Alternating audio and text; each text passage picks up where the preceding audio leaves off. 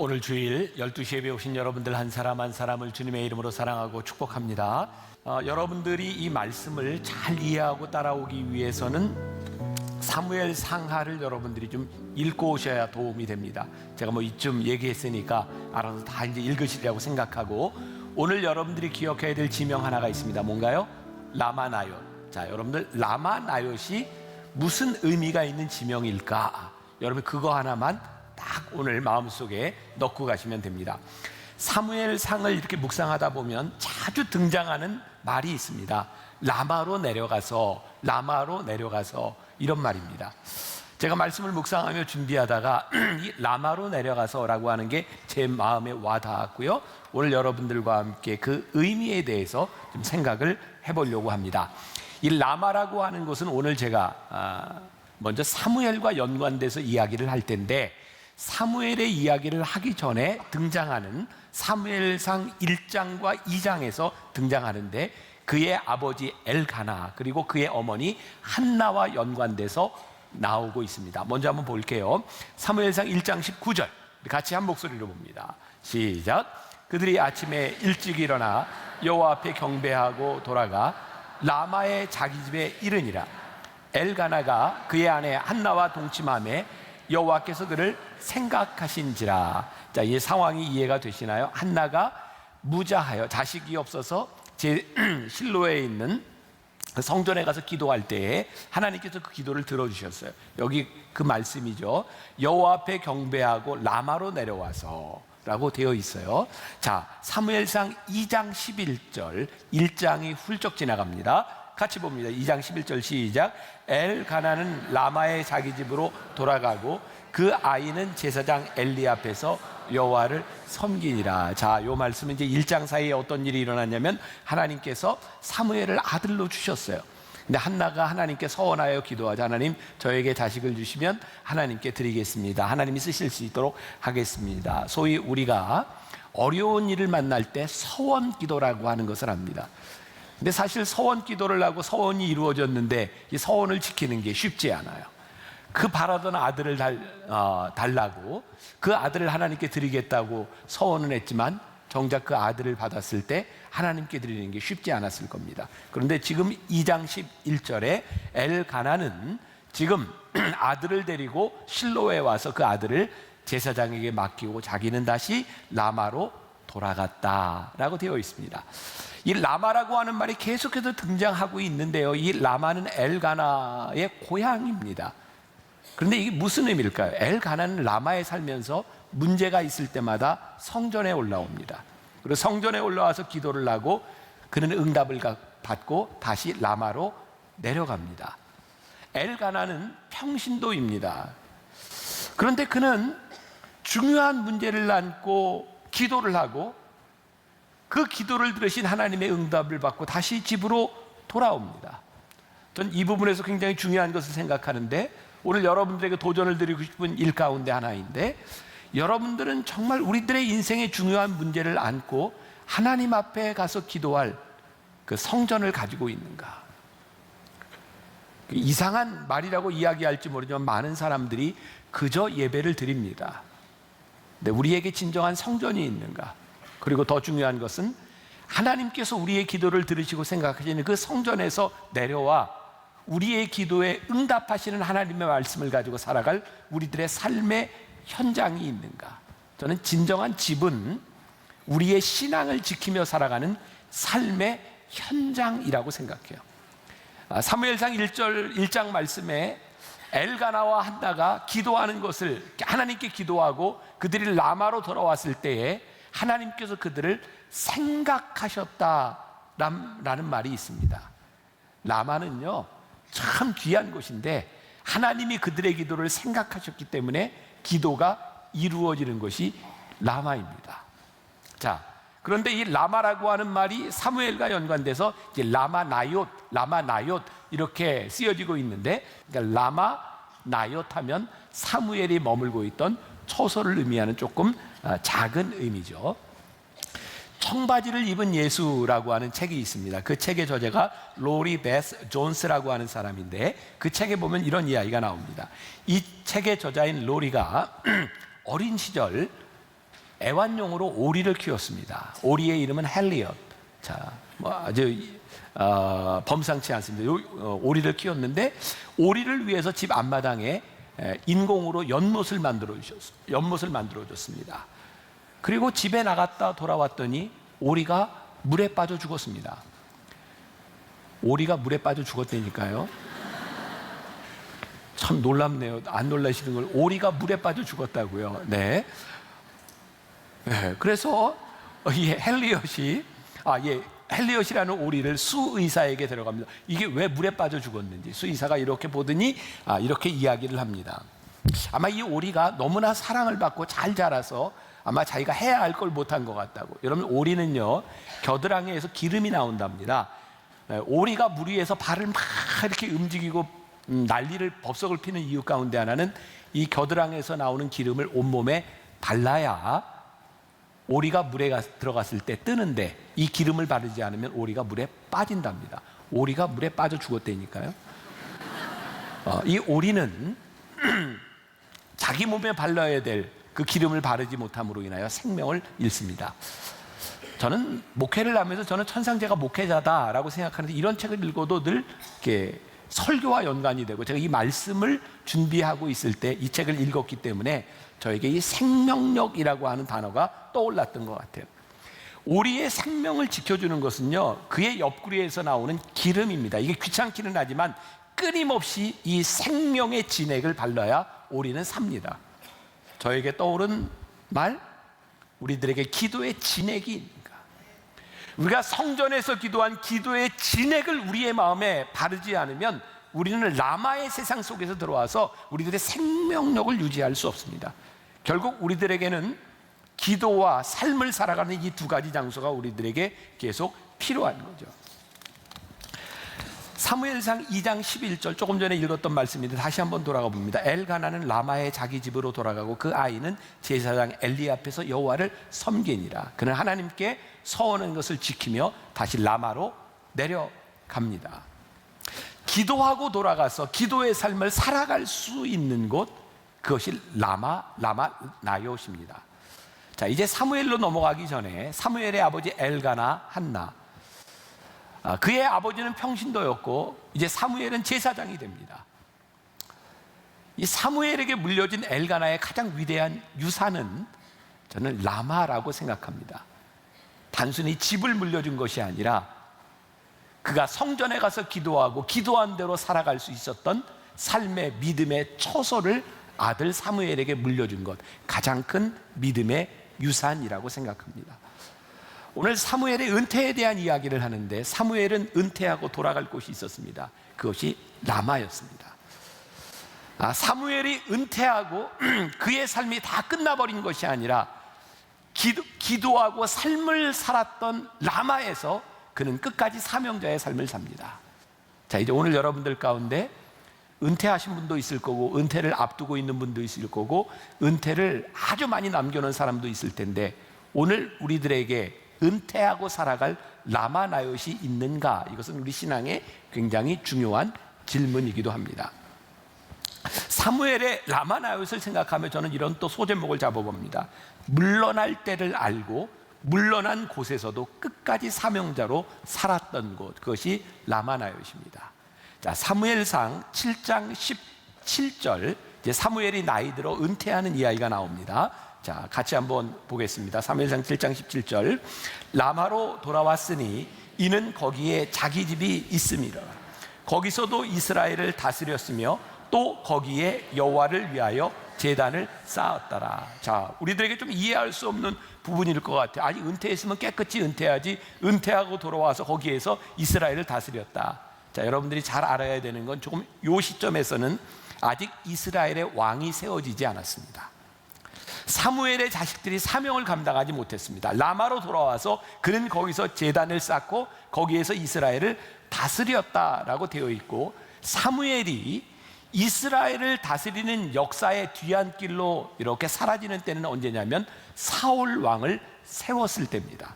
자, 이게 이제 사무엘상 5장을 이렇게 훌쩍 뛰어넘어가서 사무엘상 12장 23절에서 사울 왕을 세우고 난 후의 사무엘의 이야기입니다. 자, 12장 23절 같이 봅니다. 시작. 나는 너희를 위하여 기도하기를 쉬는 죄를 여호와 앞에 결단코 범하지 아니하고 선하고 의로운 길을 너희에게 가르칠 것인즉. 저는 사무엘의 사역이 끝난 다음에, 자, 이거 잘 구분하셔야 합니다. 사무엘은 제사장으로서 사사로서 사역이 끝났습니다. 근데 그 이후에 은퇴한 이후에도 그가 하나님 앞에 끝까지 사명자로 쓰임받을 수 있었던 이유 가운데 하나는 그가 은퇴하고 돌아갈 곳 라마 나옅이 있었기 때문은 아닐까라는 생각을 합니다. 라마는 그에게 물러남의 장소였으나 동시에 그에게 주어졌던 사명을 안고 들어가서 하나님의 부르심에 응답하는 장소였습니다. 자, 여기서 우리들이 중요하게 구분해야 될 것이 있습니다. 지금 한국 교회 안에 많은 문제들 가운데 이런 이야기를 합니다. 한국 교회는 원로가 없다.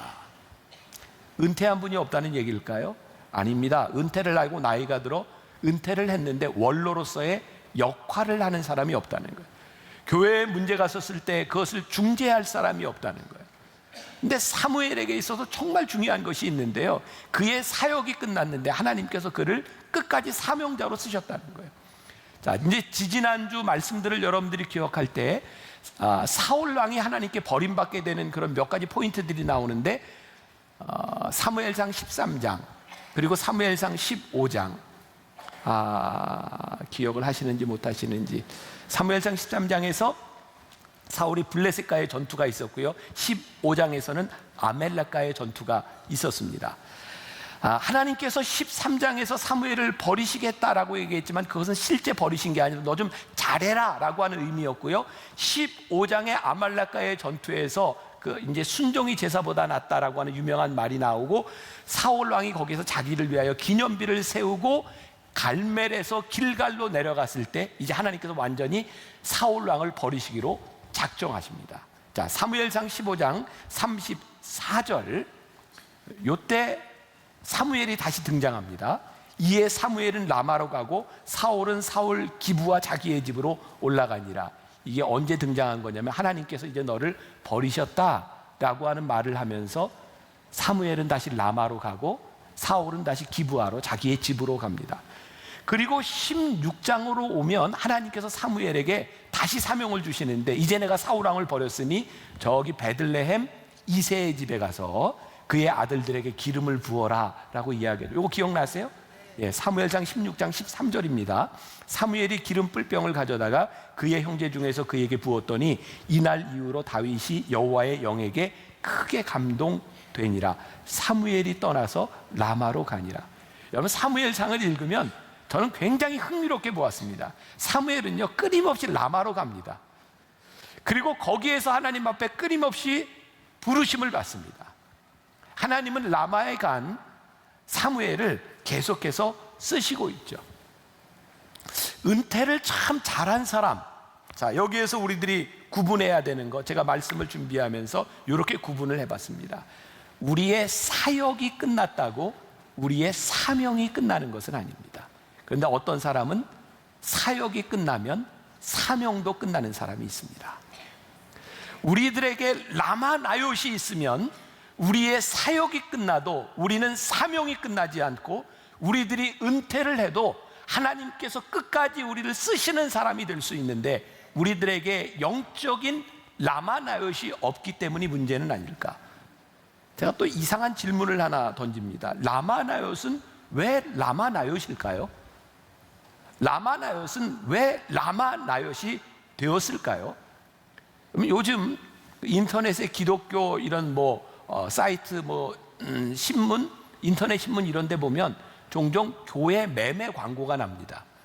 거기에 어떤 상가 건물도 났고 이 교회도 났는데 사실 분 타실 분 하면서 거기에 이런 문구들이 종종 등장합니다. 이 장소는 기도가 쌓인 곳입니다. 그러니까 빨리 사십시오, 이런 얘기예요. 자, 여러분들에게 묻겠습니다. 기도가 쌓인다고 하는 것은 어떤 의미일까요? 저는 그 영성훈련을 인도하면서 지금 20년 가까이 우리 교인들과 함께 프레스티아스를 인도하면서 진짜 깨닫게 되는 게 있는데, 장소를 몇 번 옮겼거든요. 어떤 곳에 가면 진짜 기도가 잘 됩니다. 어떤 곳에 가면 참 영적으로 힘이 듭니다. 그래서 물어보면 그곳에 영성 훈련이나 영적으로 많이 쌓여졌던 곳에 기도가 잘 됩니다. 정말 이거 뭐라고 설명할 수 없어요. 그런데요, 본래부터 그 장소가 그런 장소였을까요? 라마나요시라고 하는 그곳에 사무엘이 갔기 때문에 그곳에서 사무엘이 위대한 사람이 되고 하나님이 그를 사명자로 끝까지 쓰셨을까요? 아니죠. 라마나요시 라마나요 될 수 있었던 것은 사무엘이라고 하는 사람이 라마나요스에서 사역이 끝났지만 사명자로서 거기서 살았기 때문에 라마나요시 라마나요 되는 겁니다. 오늘 여러분들의 인생에, 여러분들의 신앙에 제가 드리고 싶은 아주 중요한 도전이 있는데, 우리들의 사역이 언젠가는 다 끝납니다. 이 중에 끝난 분도 있습니다. 그런데 그것이 우리들의 인생의 끝이라면 우리들이 얼마나 불행하겠습니까? 그리고 그 사역이 끝났는데 하나님이 더 이상 쓰시지 않겠다고 하는데 꾸역꾸역 내가 이 일을 하겠다고 하면 그게 얼마나 불행한 사람이겠습니까? 그러니까 우리의 인생에 은퇴하고 돌아갈, 사역이 끝나도 사명자로서 살아갈 라마나요스를 가진다고 하는 것은 아주 중요한 일입니다.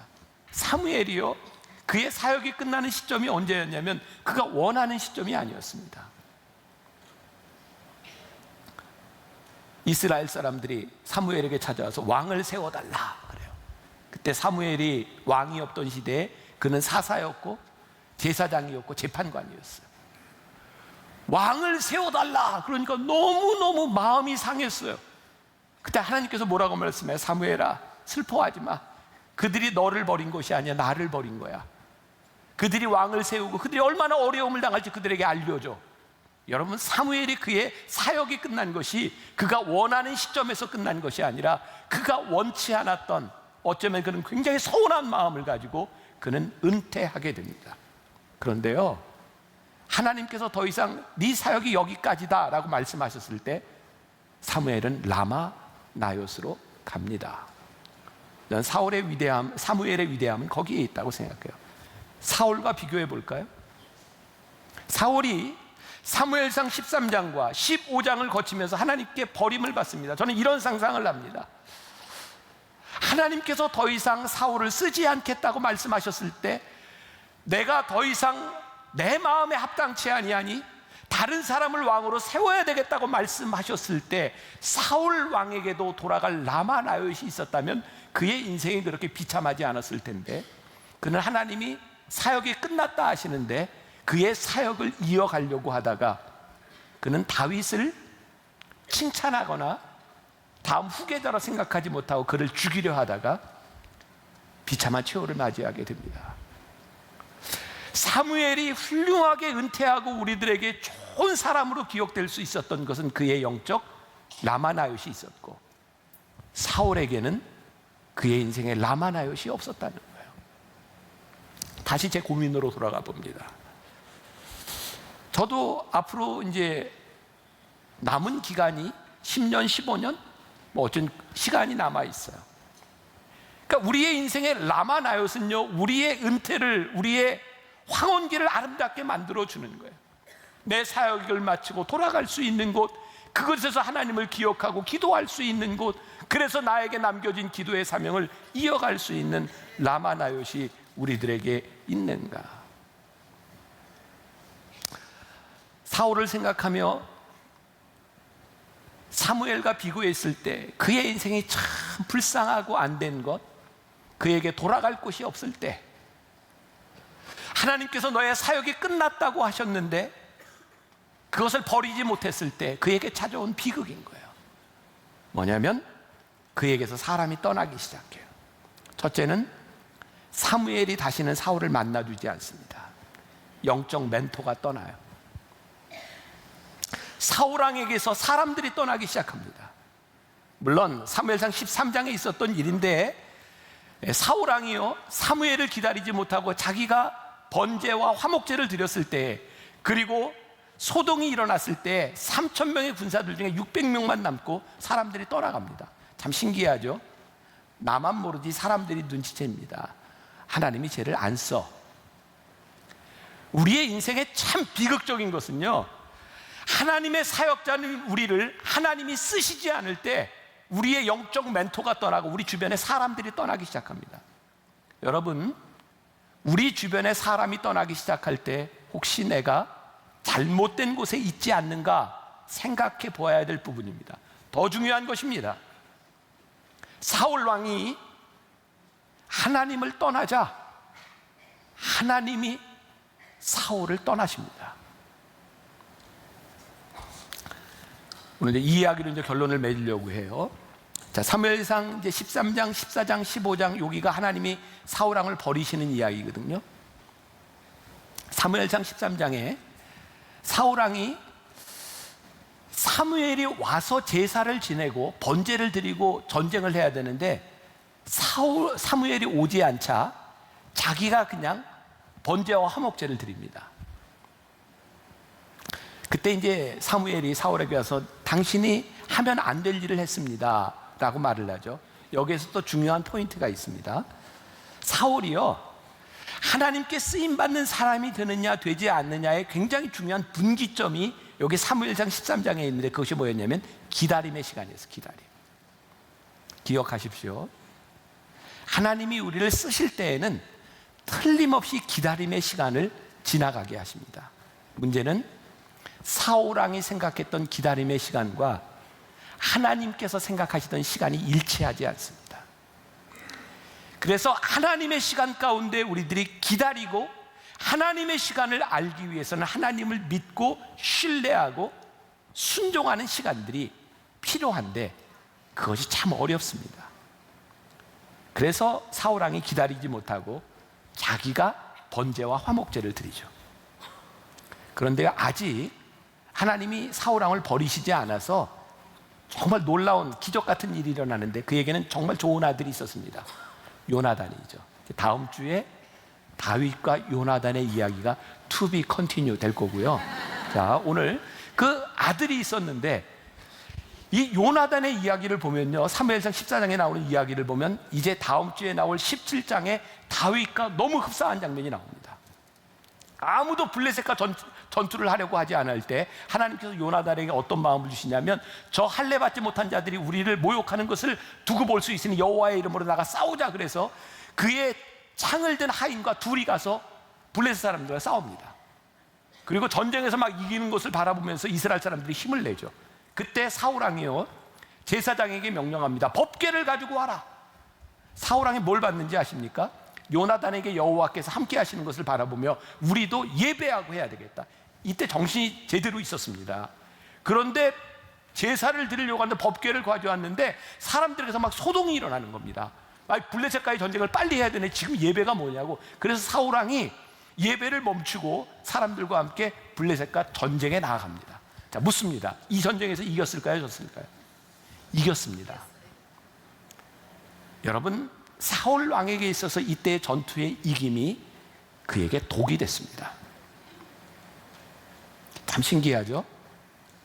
때때로 우리는 하나님의 명령을 따르지 않아도, 우리들이 순종하지 않아도 우리의 인생에 성공을 맛봅니다.